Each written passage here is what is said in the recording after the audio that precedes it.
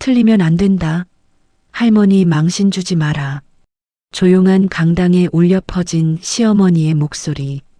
그 순간 무대 위 8살 우리 딸은 얼어붙었고 첫 소절부터 음을 놓쳤습니다. 발표회가 끝나고 차에 탄 소연이가 제게 말했습니다. 엄마, 나 다시는 무대에 안 설래. 그날 밤 저는 깨달았습니다. 어머니에게는 그저 어른 한마디였을지 몰라도 우리 아이에게는 지워지지 않을 상처라는 것을. 며칠 뒤 저는 시댁 거실 테이블 위에 집 열쇠를 내려놓았습니다. 더 이상은 아이 마음 밟히는 자리에 어머니를 모시지 않겠습니다. 그리고 그날 이후 우리 집 안 공기는 처음으로 따뜻해졌습니다. 우리 딸 소연이는 8살입니다. 초등학교에 입학하고 맞는 첫 송년 발표회라 저도 며칠 전부터 설렜습니다. 퇴근길마다 마트에 들러 반짝이는 머리핀을 고르고 작은 원피스도 하나 샀습니다. 핑크색 포장지에 정성껏 싸서 소연이 책상 위에 올려두었더니 아이는 그날 밤 잠들기 전까지 원피스를 안고 뒹굴었습니다. 엄마, 나 이 노래 진짜 잘할 거야. 소연이가 거실 한가운데 서서 동작을 맞추며 노래를 불렀습니다. 작은 목소리가 조금씩 커지는 게, 자신감이 붙는 게 보였습니다. 저는 박수를 치면서도 혹시 무대에서 떨지 않을까 조마조마했습니다. 그래도 아이 눈빛만큼은 반짝반짝 빛났습니다. 엄마, 선생님이 내 노래 제일 좋다고 했어. 소연이가 자랑스럽게 말하던 표정이 지금도 또렷이 기억납니다. 저는 그 순간 이번 발표회만큼은 우리 셋만 조용히 즐기고 싶었습니다. 남편과 저, 그리고 소연이. 그저 아이가 무대에서 웃는 얼굴로 노래하는 걸 보고 싶었습니다. 그런데 문제는 언제나 그렇듯 시어머니였습니다. 발표회라며? 할머니가 가야지. 남들 다 오는 거 아니냐? 전화기 너머로 어머니 목소리가 단단하게 들렸습니다. 저는 잠시 말을 멈추고 핸드폰을 꽉 쥐었습니다.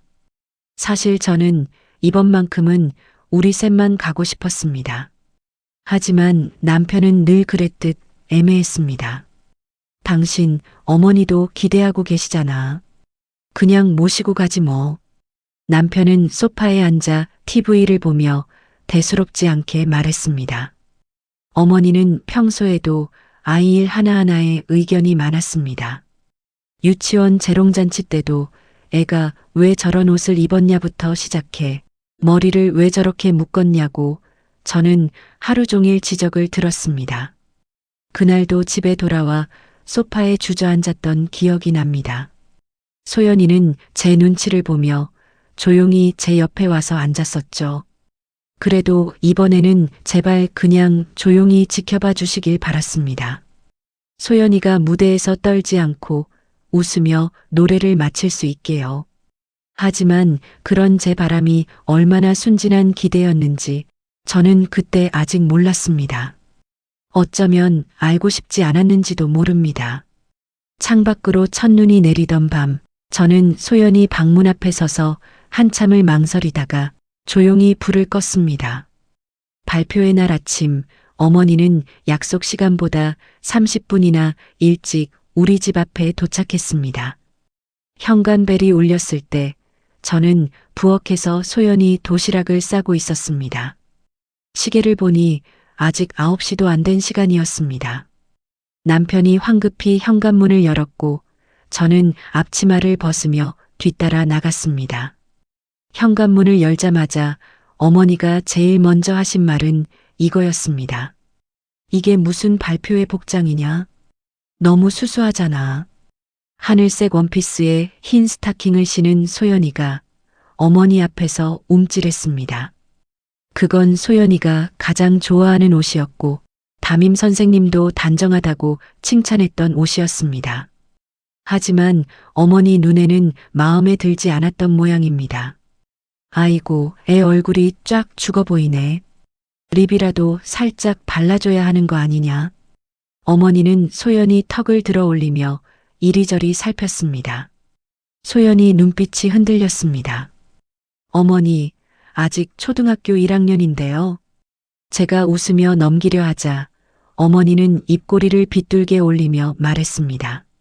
그러니까 요즘 애들이 다 날라리 소리를 듣지. 나는 단정하게 꿈이라는 거지. 소연이는 거울 앞에서 자신을 한 번 더 쳐다보더니 제 옷자락을 살짝 잡았습니다. 엄마, 나 이상해? 그 작은 질문에 제 가슴이 잠깐 내려앉았습니다. 저는 소연이 머리를 쓰다듬으며 괜찮다고 속삭였습니다. 차 안에서도 어머니 말씀은 계속됐습니다. 요즘은 다들 애들 예쁘게 꾸며서 보낸다던데 우리 손주만 뒤떨어지면 어쩌려고. 저는 룸미러로 뒷자리 소연이를 봤습니다. 아이는 창밖만 물끄러미 바라보고 있었습니다. 학교에 도착해서도 어머니는 가만히 있지 않았습니다. 거기 우리 손주 자리예요. 잠깐 비켜봐요.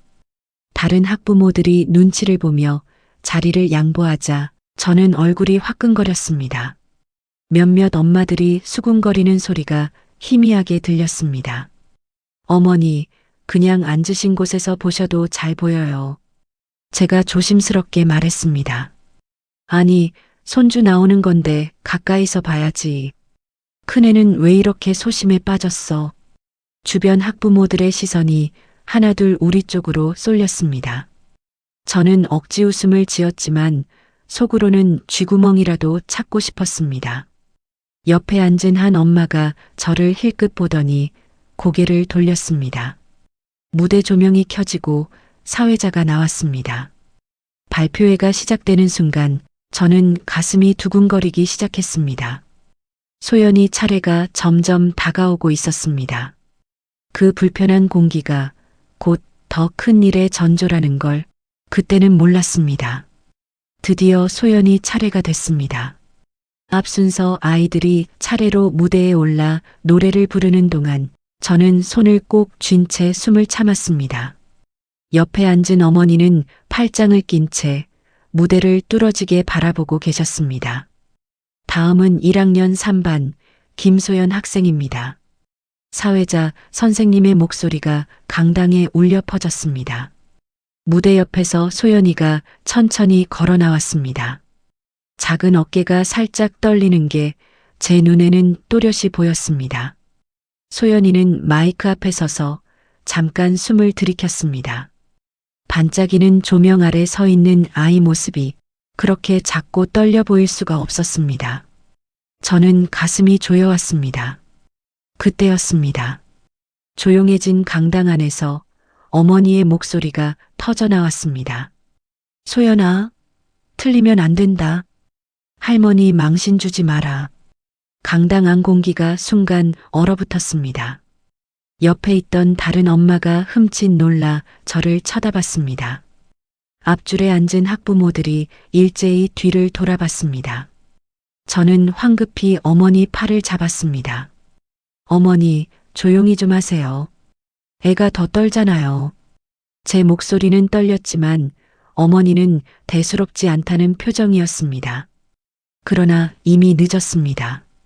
소연이는 마이크 앞에 서자마자 눈을 동그랗게 뜨더니 첫 소절에서 음을 놓쳤습니다.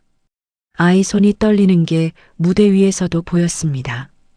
노래는 계속됐지만 소연이 목소리는 점점 작아졌습니다. 박자를 맞추려던 손동작도 어긋났습니다. 저는 입술을 깨물며 아이를 바라봤습니다. 가슴이 미어지는 것 같았습니다. 그 순간 어머니의 작은 탄식이 제 귀에 또렷이 박혔습니다. 아이고, 역시 준비가 부족했네. 엄마가 애를 똑바로 안 본 거지. 가까이 앉은 몇몇 학부모가 고개를 돌렸습니다. 누군가 작게 한숨 쉬는 소리가 들렸습니다. 저는 숨을 쉬는 것조차 힘들었습니다. 소연이 눈가에 맺힌 물기를 보고 있는데 어머니의 말이 한 번 더 날아들었습니다. 저러니까 학원도 안 보내면 안 된다니까. 아이 목소리는 점점 작아졌고 결국 마지막 소절은 거의 들리지도 않았습니다. 소연이는 고개를 숙인 채 무대에서 내려왔습니다. 박수 소리가 어색하게 퍼지는 동안 저는 손톱이 손바닥을 파고들 만큼 주먹을 꽉 쥐었습니다. 손바닥에 땀이 차는 게 느껴졌습니다. 옆에서 남편이 제 손을 잡았지만 그 손길조차 위로가 되지 않았습니다. 그 순간 제 안에서 무언가 부러지는 소리가 나는 것 같았습니다. 하지만 그 소리가 어디까지 이어질지는 그때의 저는 아직 알지 못했습니다. 발표회가 끝나고 소연이는 제 손을 꼭 잡고 나왔습니다. 얼굴은 잔뜩 굳어 있었고 입술은 하얗게 말라 있었습니다. 강당을 나오는 내내 아이는 고개를 숙인 채 한마디도 하지 않았습니다. 주차장으로 걸어가는 동안 다른 아이들은 부모님 손을 잡고 웃으며 이야기하고 있었습니다. 그 모습이 유독 밝게 보였습니다. 저는 소연이 손을 더 꽉 쥐었습니다. 차에 타자마자 소연이가 작은 목소리로 말했습니다. 엄마, 나 다시는 무대에 안 설래. 그 말을 듣는 순간 가슴이 철렁 내려앉았습니다. 저는 아이 손을 감싸쥐며 겨우 웃음을 만들어냈습니다. 오늘 충분히 잘했어. 엄마는 너무 자랑스러웠어.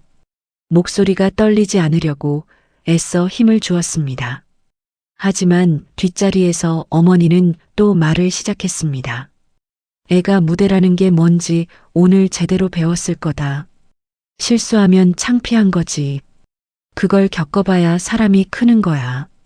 소연이 어깨가 더 움츠러들었습니다. 저는 룸미러로 아이를 봤습니다.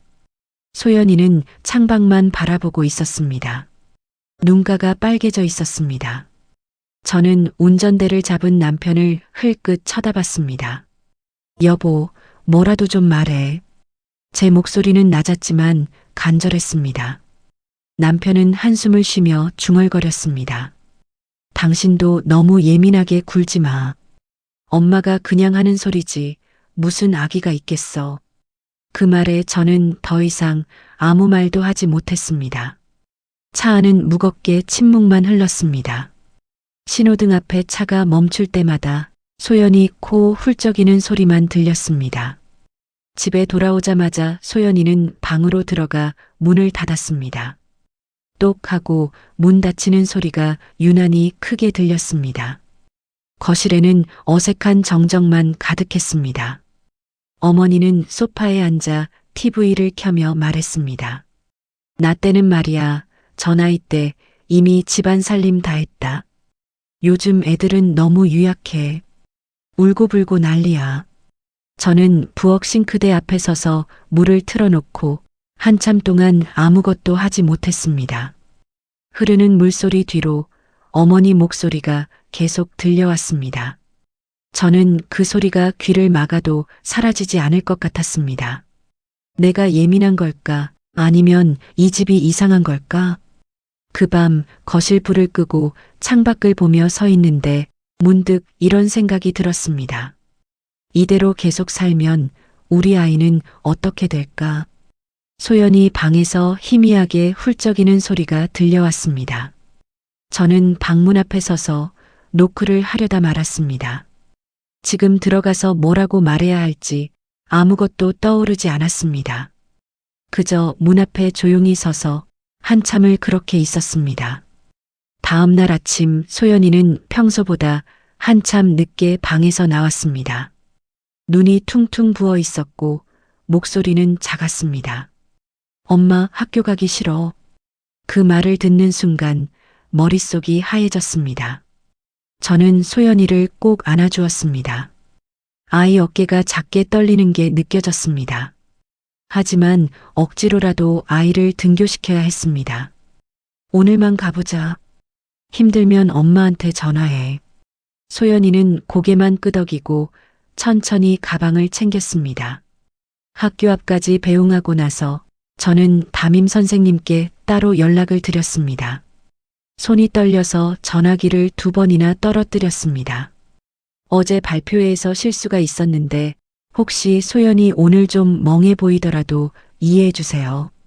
선생님은 잠시 말을 고르다가 조심스럽게 물었습니다. 혹시 무대 아래에서 누가 큰 소리로 뭐라고 하지 않았나요? 소연이가 그 얘기를 조금 하더라고요. 그 말에 저는 숨이 턱 막혔습니다. 선생님은 조용히 덧붙였습니다. 아이들에겐 가까운 어른의 한마디가 친구들 놀림보다 더 크게 남을 때가 있어요. 전화를 끊고 나서도 그 말이 머릿속에서 계속 맴돌았습니다. 저는 한참을 그 자리에 서 있었습니다. 학교를 나와 집으로 돌아오는 길에 휴대폰이 울렸습니다. 신우이였습니다. 올케, 어제 발표회 어땠어? 목소리가 조심스러웠습니다. 저는 잠시 망설이다가 있었던 일을 짧게 말했습니다.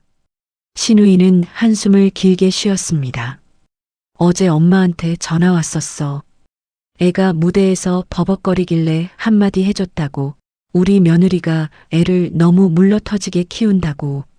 저는 말없이 핸드폰을 귀에 댄 채 걸음을 멈췄습니다. 신우이는 잠시 말을 멈추더니 다시 한숨을 쉬었습니다. 올케, 나도 엄마 말 너무 심하다고 했어. 근데 엄마가 뭐라는 줄 알아? 좀 창피 좀 당해봐야 철든다고 하더라. 전화가 끊긴 뒤에도 그 문장이 머릿속에서 맴돌았습니다. 창피 좀 당해봐야 철든다. 저는 횡단보도 앞에 멈춰 섰습니다. 신호등은 파란불로 바뀌었지만 발이 떨어지지 않았습니다. 그 순간 깨달았습니다. 어머니에게는 그저 아이를 키우는 방식이었을지 몰라도 우리 아이에게는 지워지지 않을 상처라는 걸요. 집에 돌아와 싱크대 앞에 서서 손을 씻다가 문득 눈물이 뚝 떨어졌습니다. 그 눈물이 바닥에 번지는 걸 보며 저는 아주 조용한 결심 하나를 하게 됐습니다. 더 이상은 이대로 살 수 없다는 것. 우리 아이를 지키기 위해서라면 무엇이든 해야 한다는 것. 그날 저녁 저는 남편을 기다리며 해야 할 말들을 마음속으로 정리했습니다. 손은 떨렸지만 마음은 조금씩 단단해지고 있었습니다. 그날 밤 소연이가 잠든 뒤 저는 남편을 마주 앉혔습니다. 식탁 위에는 식지 않은 차 한 잔만 놓여 있었습니다. 남편은 피곤한 얼굴로 소파에 앉아 넥타이를 풀고 있었습니다. 여보, 오늘은 그냥 넘어가면 안 될 것 같아. 제가 조용히 말을 꺼냈습니다. 목소리는 떨렸지만 이번만큼은 물러설 수 없었습니다. 남편은 피곤한 얼굴로 머리를 극적였습니다. 또 그 얘기야? 당신이 너무 예민하게 받아들이는 거라니까. 손으로 얼굴을 한번 쓸어내리며 한숨을 쉬었습니다. 저는 준비해둔 휴대폰을 꺼내 테이블 위에 놓았습니다.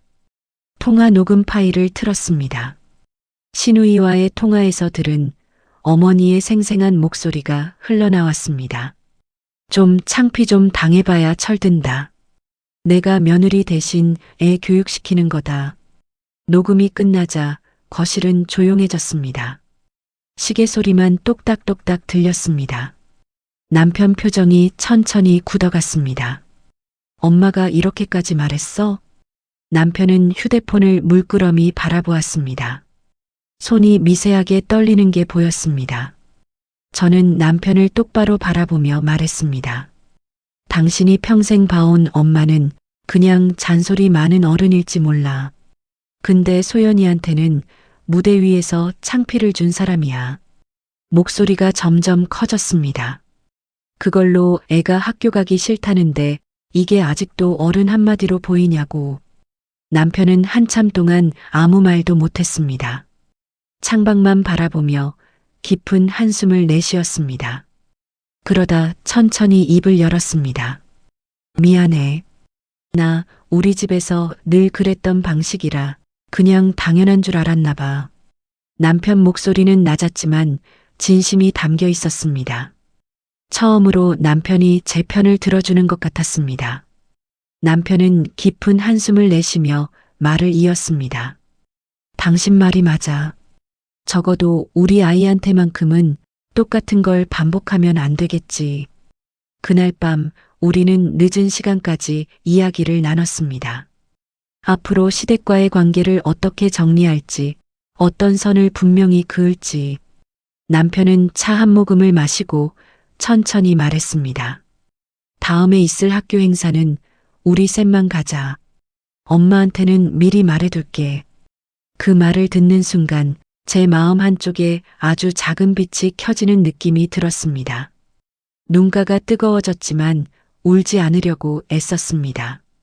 남편이 제 손을 잡았습니다. 늦었지만 이제라도 바꿔볼게. 우리 아이 지키는 게 먼저야. 창밖으로 밤바람이 불어왔습니다. 저는 그 순간 처음으로 숨을 제대로 쉬는 것 같았습니다.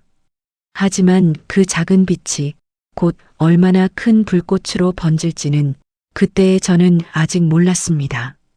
며칠 뒤 시댁에 들르는 날이었습니다.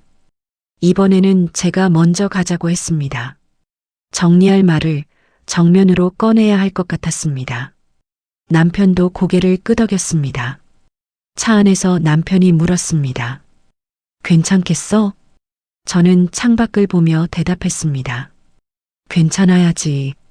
우리 아이 위해서. 시댁 대문을 열고 들어서는 순간 가슴이 두근거렸습니다. 하지만 뒤로 물러서고 싶지 않았습니다.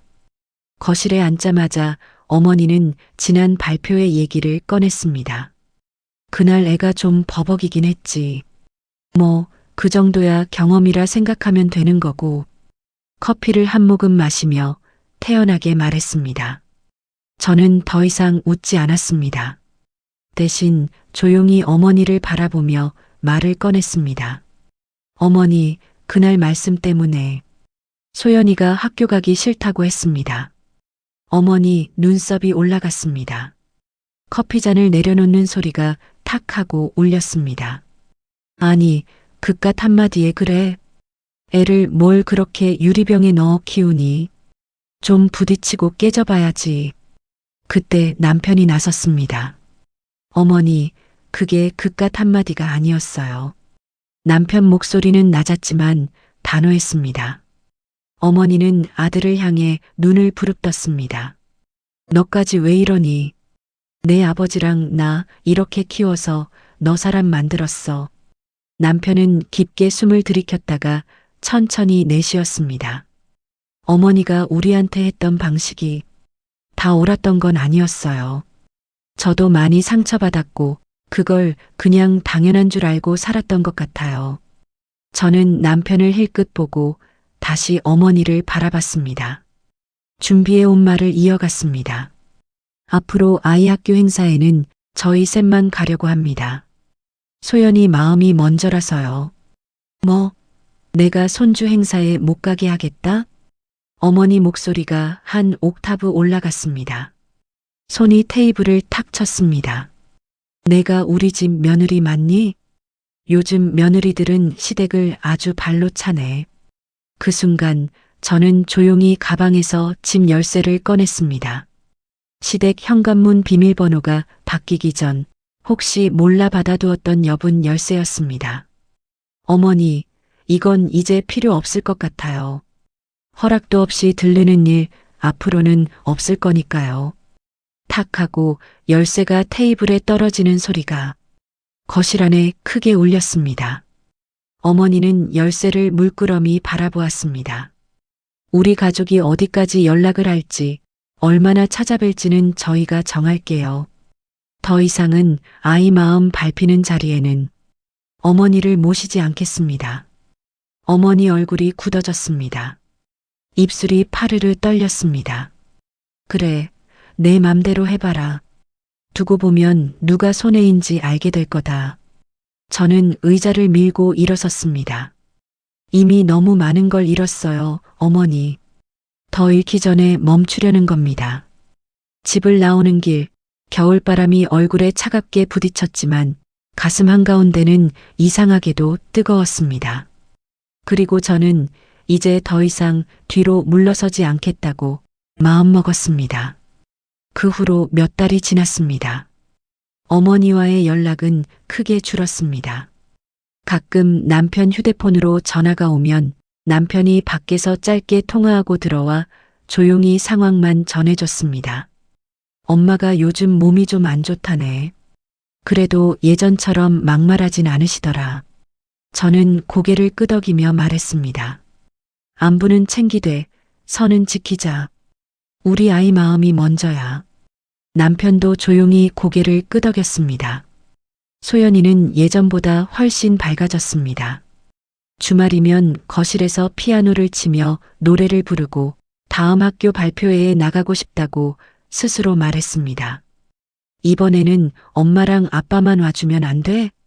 나 그게 제일 좋을 것 같아. 소연이가 제 손을 잡으며 말했습니다. 저는 미소 지으며 대답했습니다. 그래, 이번 무대는 우리 셋만의 거야. 소연이 얼굴이 환하게 밝아졌습니다. 저도 달라졌습니다. 늘 눈치만 보며 살던 제가 아이와 저를 먼저 챙기는 법을 조금씩 배우고 있습니다. 취미로 시작한 제빵 수업은 이제 작은 부업이 되었고 저는 제 이름으로 된 계좌에 조금씩 돈을 모으고 있습니다. 처음으로 제가 번 돈이 통장에 찍힐 때 가슴이 뿌듯했습니다. 어느 토요일 오후 소연이가 발표회 연습을 하고 있었습니다.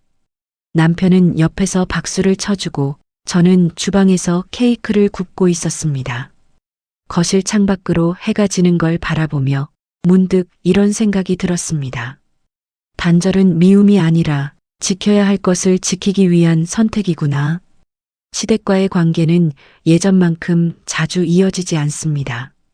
명절에 짧게 인사를 드리고 어머니 생신에는 선물을 보냅니다. 하지만 이상하게도 우리 집 안 공기는 훨씬 더 따뜻해졌습니다. 소연이가 제 옆에 와서 팔짱을 끼며 말했습니다. 엄마, 나 다음 발표회에서는 진짜 신나게 노래 부를 거야. 저는 아이 머리를 쓰다듬으며 대답했습니다. 그래, 실수해도 괜찮아. 창피해도 괜찮아. 엄마는 그냥 내가 행복했으면 좋겠어. 그 말을 하면서 사실은 제 자신에게도 똑같이 말해주고 있었습니다. 더 이상 누군가의 눈치를 보지 않아도 된다는 것. 우리 가족이 행복하면 그것으로 충분하다는 것. 남편이 소파에 앉아 저를 바라보며 미소 지었습니다. 저도 웃으며 고개를 끄덕였습니다. 우리는 말없이도 서로를 이해하고 있었습니다. 창밖으로 석양이 붉게 물들고 있었습니다. 소연이 노랫소리가 거실에 가득 퍼졌습니다. 오븐에서는 케이크 굽는 달콤한 냄새가 났습니다. 그 순간 저는 깨달았습니다.